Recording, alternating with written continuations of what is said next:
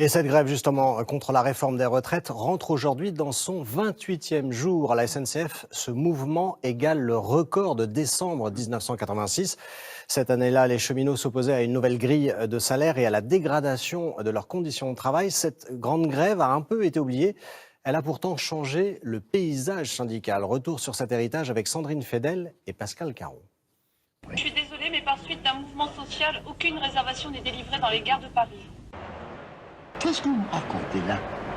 TGV, j'ai toujours réservé un jour, 2 jours avant. Les guichetiers en grève, suivis par les cheminots à partir du 18 décembre 1986, un grand mouvement social commence. Avec une nouveauté, il part de la base. Les salariés ne se reconnaissent plus dans leur centrale syndicale. Des négociations entre syndicats et direction SNCF sont officiellement prévues après les fêtes. Mais les grévistes n'ont pas confiance, ils veulent anticiper les négociations. Les agents de base non syndiqués pensent que ces négociations ont des chances éventuellement de déboucher sur un échec. Les agents demandent de meilleures rémunérations et une amélioration de leurs conditions de travail. Les organisations syndicales sont dépassées. La grève s'étend dans toute la France. À Lille, Amiens, Nancy, Metz, Dijon, Nice ou Bordeaux, elles sont très faibles ou carrément supprimées. Une mauvaise surprise pour les usagers. Ben oui, je suis arrivé, mais c'est pas la destination que j'avais choisie. Choisissent le moment opportun où nous, le peuple, on a besoin de se déplacer et faire des fêtes en famille pour te mettre en grève. Ce train terminera en gare de Lyon-Pardieu. Pas de trêve. Les Français sont bloqués pendant les fêtes. Les dessertes sont rares.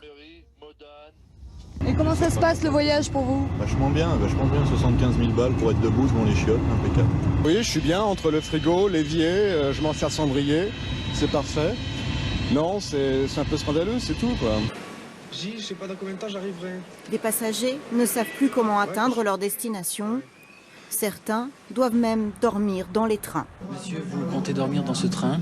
Oui, jusqu'à demain matin pour attendre un train. Un mouvement qui a des similitudes avec le conflit d'aujourd'hui, selon ce spécialiste.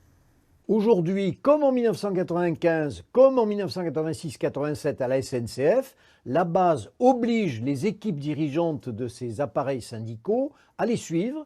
Il n'y a pas de mot d'ordre qui puisse prendre. D'une certaine façon, c'est une autonomie de la base par rapport au sommet, mais c'est aussi une fragilité de l'ensemble de l'édifice syndical qui bloque toute capacité de négociation, soit avec les directions des entreprises, soit avec le gouvernement. Les syndicats sauront-ils reprendre la main? Réponse la semaine prochaine. En 86, les salariés n'avaient presque rien obtenu après 28 jours de grève. Le 1er janvier, c'est